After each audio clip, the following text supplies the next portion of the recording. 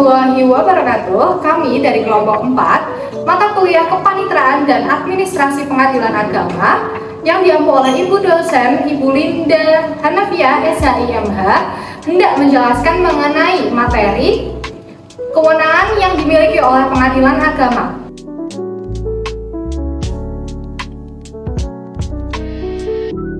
Kewenangan absolut merupakan kekuasaan pengadilan yang terkait dengan jenis perkara atau jenis pengadilan, yang berarti hanya pengadilan tertentu yang berwenang mengadili perkara tersebut.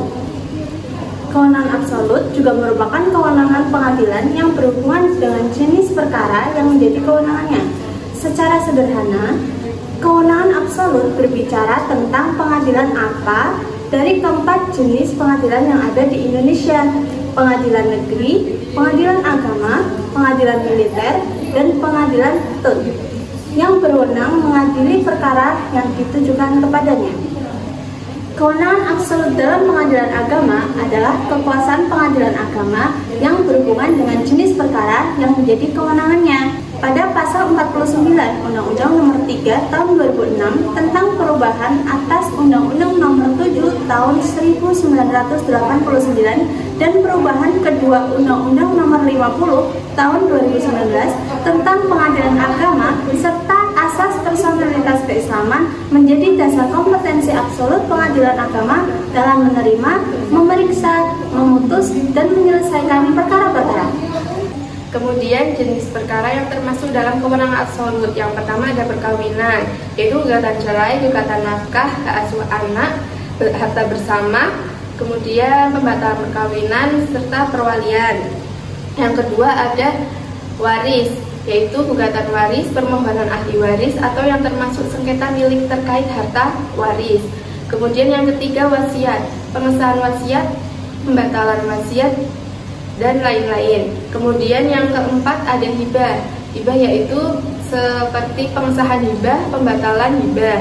Kemudian yang kelima ada wakaf, pengesahan wakaf, pembatalan wakaf, gugatan pengelolaan wakaf, penggantian nasyid, dan lain-lain. Terus kemudian yang keenam ada zakat, gugatan terkait pengelolaan zakat yang tidak sesuai peruntukannya. Kemudian yang ketujuh ada infak, gugatan terkait pengelolaan infak yang tidak sesuai peruntukannya. Kemudian yang kedelapan sodakoh, gugatan terkait pengelolaan sodakoh yang tidak sesuai untuk peruntukannya.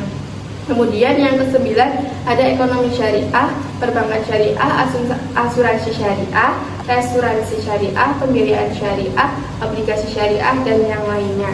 Kewenangan relatif adalah kewenangan yang berkaitan dengan yurisdiksi atau wilayah hukum suatu pengadilan. Nah, bagaimana jika terdapat suatu wilayah kabupaten atau kota tertentu yang belum ada pengadilan agamanya? Untuk menjawab ini, terdapat dua prinsip dalam kewenangan relatif, yaitu diatur dalam pasal 118 HIR. Dua prinsip tersebut, yang pertama ada asas actor sequitur forum rei, yang mana asas ini berkaitan dengan tempat kediaman tergugat. Artinya, di mana tempat tinggal tergugat atau para tergugat atau salah satu dari tergugat. Intinya, dalam asas actor sequitur forum rei itu berbicara tentang domisili para pihak, khususnya pihak tergugat. Namun, hal ini dikecualikan untuk perkara perceraian, baik cerai talak dari suami pada pasal 66 Undang-Undang Nomor 7 Tahun 1989 maupun pada cerai gugat pihak istri pada pasal 73 Undang-Undang Nomor 7 Tahun 1989. Dalam hal ini, kewenangan pengadilan dalam mengadili perkara tersebut ditentukan oleh kediaman termohon atau penggugat, yakni istri. Prinsip yang kedua yaitu ada asas forum recitae, berkaitan dengan lokasi objek sengketa, yaitu benda tidak bergerak. Contohnya, benda yang disengketakan misalnya tanah yang berada di daerah Batang, maka pengadilan yang berwenang mengadili adalah Pengadilan Agama Kota Batang. Namun, jika semisal tergugat bertempat tinggal di Kota Pekalongan, tetapi objeknya ada di Kota Batang, maka yang didahulukan adalah asas actor sequitur forum rei, Lalu kemudian asas forum resitae. Jadi cara penanganannya yaitu gugatan diajukan di Pengadilan Agama Kota Pekalongan terlebih dahulu. Akan tetapi jika ada pemeriksaan setempat terhadap objek tersebut, maka dilakukan pemeriksaan setempat dengan meminta bantuan dari Pengadilan Agama Kota Batam. Dan tidak boleh petugas di Pengadilan Agama Kota Pekalongan melakukan pemeriksaan setempat sendiri di wilayah Pengadilan Agama Kota Batam.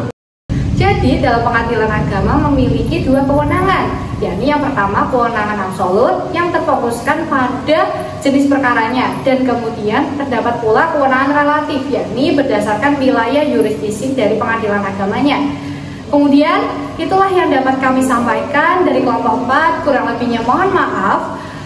Wassalamualaikum warahmatullahi wabarakatuh.